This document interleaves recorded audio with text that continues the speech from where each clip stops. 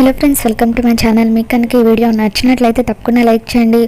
ఉదయాన్నే బెడ్రూమ్లో నుండి బాగి బయటకు వచ్చేసరికి మనోహరి కావాలని కాలు కాలిన పిల్లిలాగా అటు ఇటు తిరుగుతూ ఉంటుంది. ఎలాగైనా సరే బాగి మనోహరిని ఆడుకోవాలని చెప్పి, ఏంటి మనం తెల్లారేసరికి ఇక్కడ వెయిట్ చేస్తున్నావని చెప్పి అంటూ ఉంటే, ఏం లేదు అమర్తో నేను ఒక ముఖ్యమైన విషయం మాట్లాడాలి, అందుకే తను నిద్ర లేచాడో లేదోనని చెప్పి వెయిట్ చేస్తున్నానని చెప్పి మనోహరి అంటూ ఉంటుంది. అప్పుడే ఆయన నిద్ర లేస్తారని ఎలా అనుకుంటున్నావు మనో? రాత్రంతా మా ఇద్దరికి నిద్ర సరిగ్గా పట్టలేదు. ఇంకా ఆయన ఇంత ఉదయాన్నే ఎలా నిద్ర లేస్తారు, ఎలా ఆఫీస్కి వెళ్తారు అని చెప్పి బాగి అంటూ ఉంటుంది. ఏంటి నువ్వు రాత్రి అమర్ నిద్రపోలేదా ఎందుకు అని చెప్పి మనోహరి అడుగుతూ ఉంటుంది. ఎందుకో నీకు తెలియదా మనో? నాకు చెప్పాలంటే చాలా సిగ్గేస్తుంది. అయినా ఇటువంటివన్నీ నువ్వు అడగకూడదు, నేను చెప్పకూడదు. ఎందుకంటే నీకు ఇప్పటి వరకు ఒక్కసారి కూడా పెళ్ళి కాలేదు కదా అని చెప్పి బాగి అలా సిగ్గుపడుతూ ఉంటే, నువ్వు సిగ్గుపడకు, నువ్వు సిగ్గుపడుతూ ఉంటే నేను చూడలేకపోతున్నాను అని చెప్పి మనోహరి అంటూ ఉంటే, ఇకప్పుడు బాగి ఎందుకు మనో నన్ను చూసి కుళ్ళుకుంటున్నావా అని చెప్పి అంటూ ఉంటుంది. ఏంటి కుళ్ళ? నిన్ను చూసి నేనెందుకు కుళ్ళుకుంటాను? అమర్ నీ చిటికెన్ వేళ్ళు కూడా తాకుండడు, నువ్వే కావాలని ఇలా బిల్డప్ ఇస్తున్నావని చెప్పి అంటూ ఉంటే, ఇక అప్పుడు బాగి సరే మనో నువ్వు అలా అనుకునే ఆనందపడు. ఒక్కసారి నువ్వు ఆయన బుగ్గ మీదున్న ఆ ముద్దుని చూస్తే అప్పుడు రాత్రంతా మా మధ్య ఏం జరిగిందో నీకే అర్థమవుతుంది అని చెప్పి, కిచెన్లో నాకు చాలా పనుంది, నేను ఇక వెళ్తున్నాను అంటూ బాగి కిచెన్లోకి వెళ్ళిపోతుంది. ఇక ఇదంతా కూడా కిటికీ దగ్గర నిలబడి ఆరు వింటూ ఉంటుంది. నిజంగానే బాగి చెప్పినట్టుగా వీళ్ళిద్దరి మధ్య చాచా లేదు, ఆయన గురించి నాకు బాగా తెలుసు, ఆయన నన్ను తప్ప మరొక ఆడదాన్ని ముట్టుకోరు అని చెప్పి ఆరు ఒకవేళ నిజంగానే ఆయన మనసు మార్చుకొని బాగిని భార్యగా అంగీకరించి తనతో ఒకటయ్యారా అని చెప్పి ఇక అలా ఆరు కంగారు పడిపోతూ ఉంటే, అప్పుడే అక్కడికి వచ్చిన గుప్తా, ఏంటి బాలిక ఉదయాన్నే కోపంగా ఉన్నావేంటి అని చెప్పి గుప్తా అడుగుతూ ఉంటే, ఏం లేదులేండి గుప్తా గారు, చెప్పిన దగ్గర నుండి మీరు నన్ను ఏదో ఒకటని ఎగతాళి చేస్తారు, అందుకే నేను మీతో చెప్పను అని ఆరు అంటూ ఉంటుంది. ఇక అమర్ ఎప్పుడెప్పుడు నిద్రలేస్తాడా, బాగి చెప్పింది నిజమా కాదా తెలుసుకోవడం కోసం అని చెప్పి మనోహరి రూమ్ బయటే వెయిట్ చేస్తూ ఉంటుంది. కొద్దిసేపటికి అమర్ కూడా నిద్ర లేచి ఆ గదిలో నుండి బయటకు వస్తూ ఉంటాడు. ఇక అమర్ని అలా చూడగానే మనోహరి ఒక్కసారిగా షాక్ అవుతూ ఉంటుంది. అమర్ బుగ్గ మీద బాగి ముద్దు పెట్టిన లిప్స్టిక్ ముద్ర ఉండడంతో ఇక అది చూసి, ఇదేంటి అమర్ బుగ్గ మీద లిప్స్టిక్ ఉంది అంటే ఆ బాగి చెప్పింది నిజమేనా, రాత్రి వీళ్ళిద్దరి మధ్య అని చెప్పి ఇక అలా మనోహరి ఎంతగానో కంగారు పడిపోతూ ఉంటుంది. ఏంటి మనోహరి ఇక్కడున్నావేంటి, నాతో ఏదైనా మాట్లాడాలా అని చెప్పి అమర్ అంటూ ఉంటాడు. ఇక మనోహరి ఏం లేదులే అమర్ అని చెప్పి ఇక అలా సైలెంట్గా అక్కడి నుండి వెళ్ళిపోతుంది. అమర్ కిందికి వస్తాడు. అమర్ వాళ్ళ అమ్మ నాన్న ఇద్దరు కూడా కింద సోఫాలో కూర్చొని మాట్లాడుకుంటూ ఉంటారు. ఏంటి అమర్ ఈరోజు కాస్త ఆలస్యంగా నిద్ర లేచావేంటి అని చెప్పి అమర్ వాళ్ళ అమ్మగారు అడుగుతూ ఉంటారు. ఇక అప్పుడు అమర్, ఏం లేదమ్మా, ఈరోజు ఆఫీస్కి కొంచెం లేట్గా వెళ్తున్నాను, పైగా రాత్రి కూడా ఎందుకో సరిగ్గా నిద్ర పట్టలేదు అని చెప్పి అమర్ అంటూ ఉంటాడు. ఇక దాంతో ఆరు, ఈయనేంటి నిద్ర పట్టలేదు అంటున్నారు అంటే కొంప తీసి బాగి చెప్పినట్టుగా వీళ్ళిద్దరి మధ్య ఏమైనా జరుగుతుందా అని చెప్పి ఆరు కంగారు పడిపోతూ ఉంటుంది. ఇక అమర్ బుగ్గ మీద లిప్స్టిక్ని చూసి నిర్మల, సరే వెళ్ళి త్వరగా స్నానం చేసిరా నాన్న అని చెప్పి తనలో తను నవ్వుకుంటూ ఉంటుంది. ఏంటే ఎందుకు వాడి మొహం వైపు చూసి అలా నవ్వుతున్నావని చెప్పి అమర్ వాళ్ళ నాన్నగారు అడుగుతారు. ఇకప్పుడు నిర్మలమ్మ, ఒకసారి వాడి బుగ్గ మీద చూడండి లిప్స్టిక్ ఉంది అని చెప్పి అంటూ ఉంటుంది. ఇక దాంతో అమర్ వాళ్ళ నాన్నగారు కూడా నవ్వుతూ ఉంటారు. వీళ్ళిద్దరూ ఒకటవుతారా లేదా అని చెప్పి నేను ఎంతగానో కంగారు పడిపోయాను, కానీ ఇప్పుడు ఇవన్నీ చూస్తూ ఉంటే నా మనసుకి చాలా ఆనందం కలుగుతుంది. ఆరు ఎంతగానో అభిమానించే ఆర్జే బాగిని ఈ ఇంటికి కోడలుగా పంపించి ఆ దేవుడు చాలా మంచి పని చేశాడు అని చెప్పి అమర్ వాళ్ళ నాన్నగారు అంటూ ఉంటారు. మరోవైపు అమర్ ఎందుకు అమ్మ నాన్న ఇద్దరూ కూడా నా ఫేస్ వైపు చూసి అలా నవ్వుతున్నారు, ఏమై ఉంటుంది అని చెప్పి అద్దంలో చూసుకునేసరికి తన బుగ్గ మీద లిప్స్టిక్ ఉంటుంది. ఇదేంటి ఈ లిప్స్టిక్ మార్క్ నా బుగ్గ మీదకి ఎలా వచ్చింది అని చెప్పి ఇక వెంటనే బాగి దగ్గరికి కోపంగా వెళ్తూ ఉంటాడు. మిస్ అమ్మ ఏంటిది అని చెప్పి అమర్ సీరియస్ అవుతూ ఉంటే, ఏంటండి ఏమైంది అని చెప్పి బాగి అంటూ ఉంటుంది.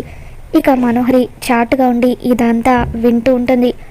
అమర్ ఏంటి బాగి మీద అంత సీరియస్ అవుతున్నాడు అంటే ఆ లిప్స్టిక్ ఎలా వచ్చిందో అమర్కి కూడా తెలియదన్నమాట. అమ్మయ్య, అయితే రాత్రి ఇది బిల్డప్ ఇచ్చినట్టుగా వీళ్ళిద్దరి మధ్య ఏమీ జరగలేదు, నేను అంతలా కంగారు పడాల్సిన అవసరం లేదు అని చెప్పి మనోహరి అంటూ ఉంటుంది. ఇక అలా మనోహరి చాటుగా ఉండి వాళ్ళ మాటలు వినడం బాగి గమనిస్తుంది.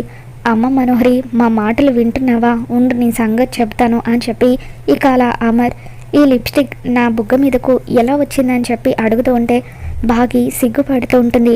ఏమైంది మిస్ అమ్మ, ఏమైందని అడుగుతూ ఉంటే అలా సిగ్గుపడుతున్నావేంటి అని చెప్పి అమర్ అంటూ ఉంటాడు. ఇక అప్పుడు బాగి చేయాల్సినవన్నీ చేసేసి, ఇప్పుడు లిప్స్టిక్ మార్క్ ఎలా వచ్చిందని మళ్ళీ నన్నే అడుగుతున్నారా, రాత్రి అసలు మీరు నన్ను నిద్రపోనిస్తే కదా ఒకటే ముద్దులు అని చెప్పి బాగి అంటూ ఉంటే, నువ్వు ఏం మాట్లాడుతున్నావు మిస్ అమ్మ, నేను నీకు ముద్దు పెట్టానా అని చెప్పి అమర్ అంటూ ఉంటాడు.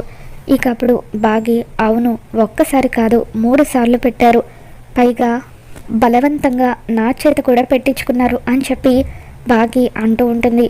ఇక దాంతో అమర్, నువ్వు చెప్పేది వింటూ ఉంటే నేను అస్సలు నమ్మలేకపోతున్నాను, రాత్రి ఏం జరిగిందో నాకు అస్సలు గుర్తులేదు, నిజంగా నేను నీ పట్ల అలా ప్రవర్తించి ఉంటే సారీ మిస్ అమ్మ, ఆ రోజు మీ ఊర్లో పాలు తాగిన తర్వాత కూడా నేను ఇలాగే బిహేవ్ చేశానని నువ్వే చెప్పావు, ఇప్పుడు కూడా నేను ఇలా బిహేవ్ చేశానంటే అసలు ఇదంతా నేను ఎందుకు చేస్తున్నానో ఏంటో నాకే తెలియడం లేదు అని చెప్పి ఇక అలా అమర్ సైలెంట్గా తన గదిలోకి వెళ్ళిపోతాడు.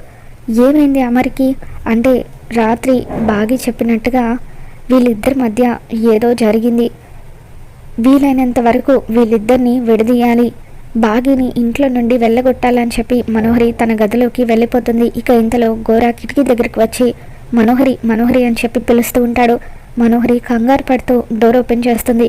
గోరాని లోపలికి తీసుకొచ్చిన తర్వాత తిరిగి డోర్ క్లోజ్ చేస్తుంది. ఏంటి గోరా, నన్ను కలవడానికి డైరెక్ట్గా అమర్ ఇంటికి వచ్చావు, ఇప్పుడు నువ్వు గనక అమర్ కంట పడ్డావంటే నిన్ను నన్ను కలిపి చంపేస్తాడు అని చెప్పి మనోహరి కంగారు పడిపోతూ ఉంటుంది. నేను నీతో ఒక ముఖ్యమైన విషయం చెప్పాలి, ఆ ఆత్మ నీ నిజ స్వరూపం బయట పెట్టేంత వరకు ఈ ఇల్లు విడిచి వెళ్ళదు, ఆ ఆత్మ ఈ ఇంట్లో ఉంటే నీకే ప్రమాదం, అందుకే ఆ ఆత్మను నేను సొంతం చేసుకోవడానికి నాకు నువ్వే సహాయం చేయాలని చెప్పి గోరా అంటూ ఉంటాడు. ఏం చేయాలో చెప్పు అని మనోహరి అంటుంది. ఈ ఇంట్లో ఆ ఆత్మ అస్థికలు ఉన్నాయి కదా, నువ్వు వాటిని దొంగిలించి నాకు తీసుకొచ్చి ఇవ్వాలి అని చెప్పి గోరా అంటూ ఉంటాడు. ఏం మాట్లాడుతున్నావు గోరా నువ్వు, నేను ఆ అస్థికలు తీసుకొచ్చి నీకు ఇవ్వాలా, అది అస్సలు జరగని పని, ఎందుకంటే ఆ అస్థికలు అమర్ దగ్గర ఉన్నాయి అని చెప్పి మనోహరి అంటూ ఉంటుంది. ఒకవేళ నువ్వు నాకు ఆ అస్థికలు ఇవ్వలేకపోతే ఒక పని చేయి మనోహరి, ఎలాగైనా సరే అతనితో చెప్పి ఆ ఆత్మ అస్థికలు నీళ్ళల్లో కలిపేలాగా చెయ్యి అని గోరా అంటూ ఉంటాడు. సరే గోరా, ముందైతే నువ్వు ఇక్కడి నుండి వెళ్ళు అని మనోహరి అంటూ ఉంటుంది. ఇక ఇంతలో అమర్ అటువైపుగా వస్తూ ఉంటాడు. దాంతో మనోహరి, ప్లీజ్ గోరా నీకు దండం పెడతాను, ఇక్కడి నుండి వెళ్ళిపో, అమర్ చూసేస్తాడు అని చెప్పి అంటూ ఉంటుంది. అమర్ వచ్చి డోర్ ఓపెన్ చేసి చూసేసరికి మనోహరి టెన్షన్ పడుతూ కనిపిస్తుంది. ఏంటి మనోహరి, ఎందుకు అంతలా టెన్షన్ పడుతున్నావు, అయినా ఎవరివో మాటలు వినిపించే ఎవరివి అని చెప్పి అమర్ అడుగుతాడు. ఇక అప్పుడు మనోహరి, ఫోన్లో మాట్లాడుతున్నాను అమర్ అని చెప్పి అంటూ ఉంటుంది. అవునా, సరే ఉదయం నాతో ఏదో మాట్లాడాలని నా రూమ్ దగ్గరికి వచ్చావు కదా, దేని గురించి అని చెప్పి అంటూ ఉంటే, మరేం లేదు అమర్, 6 అస్థికలు ఇంకా ఇంట్లోనే ఉన్నాయి, అలా అస్థికలు ఎన్ని రోజులని ఇంట్లో ఉంచుకుంటాం చెప్పు, నీళ్ళల్లో కలిపితే తన ఆత్మకు శాంతి లభిస్తుంది కదా అని చెప్పి మనోహరి అంటూ ఉంటుంది. ఇక అప్పుడు అమర్, సరే మనోహరి ఈరోజే అమ్మతో మాట్లాడతాను అని చెప్పి ఇక అలా అమర్ నిర్మలమ్మ దగ్గరికి వస్తాడు. అమ్మ, 6 అస్థికలు ఇంట్లోనే ఉన్నాయి కదా, తన అస్థికలు మంచి రోజు చూసి నీళ్ళల్లో కలుపుదాం అనుకుంటున్నానని చెప్పి అనగానే ఇక అప్పుడు నిర్మలమ్మ అమర్తో, సరే అమర్, ఈరోజు నేను పంతులు గారిని రమ్మని చెబుతాను అని అంటూ ఉంటుంది. ఇక గోర కట్టెన్ చాటున దాక్కుని బయటకు వస్తాడు. ఈ ఇంట్లో వాళ్ళు వీలైనంత త్వరగా ఆ అస్థికలు నీళ్ళల్లో కలిపేలాగా నువ్వే దగ్గరుండి చూసుకో. ఆ అస్థికలు ఎప్పుడైతే నీళ్ళల్లో కలుపుతారో అప్పుడు ఆత్మ బలహీన పడుతుంది అని చెప్పి గోర అక్కడి నుండి వెళ్ళిపోతాడు. పంతులు గారు ఇంటికి వచ్చిన తర్వాత నిర్మలమ్మ, పంతులు గారు, మా ఇంట్లో జరిగేవన్నీ కూడా మీకు తెలుసు. మా పెద్ద కోడలు చనిపోయిన తర్వాత మా అమ్మరికి మరొక అమ్మాయిని ఇచ్చి పెళ్లి చేశాము. అనుకోకుండా బాగి మా ఇంటి కోడలైంది. ఒక్కసారి వాళ్ళిద్దరి జాతకాలు చూసి ఏదైనా దోషం ఉంటే పరిహారం చెప్పండి పంతులు గారు. అలాగే మా కోడలి అస్థికలు కూడా ఎప్పుడు నీళ్ళలో కలిపితే మంచిదో చెప్పండి అని అలా నిర్మలమ్మ పంతులు గారిని అడుగుతూ ఉంటుంది.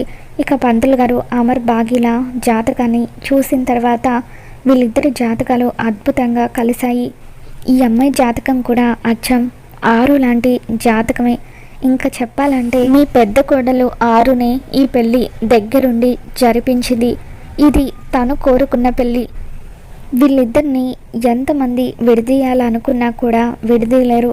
వీళ్ళిద్దరూ కడదాకా పిల్లా పాపలతో సంతోషంగా కలిసి ఉంటారు అని చెప్పి ఇక అలా పంతులు గారు జాతకం చెప్పడంతో అమర్ బాగి ఇద్దరూ కూడా ప్రేమగా ఒకరినొకరు చూసుకుంటూ ఉంటారు. ఇక మనోహరి ఏమో ఎంతగానో కుళ్ళుకుంటూ వీళ్ళిద్దరిని విడదీయడానికి నేనున్నాను కదా పంతులు గారు, నేను వీళ్ళని విడదీసిన తర్వాత మీ జాతకం తప్పని మీరే ఒప్పుకుంటారు చూడండి అని చెప్పి అనుకుంటూ ఉంటుంది. ఇక కిటికీ దగ్గర నిలబడి ఇదంతా వింటున్న ఆరు చాలా సంతోషపడిపోతూ ఉంటే, గుప్తా ఆరుతో మరీ అంత సంతోషపడకు బాలిక, ఎప్పుడైతే వాళ్ళు నీ అస్థికల్ని నీళ్ళల్లో కలిపేస్తారో అప్పుడిక నువ్వు ఒక్క నిమిషం కూడా ఈ భూమి మీద ఉండవు అని చెప్పి హెచ్చరిస్తూ ఉంటారు.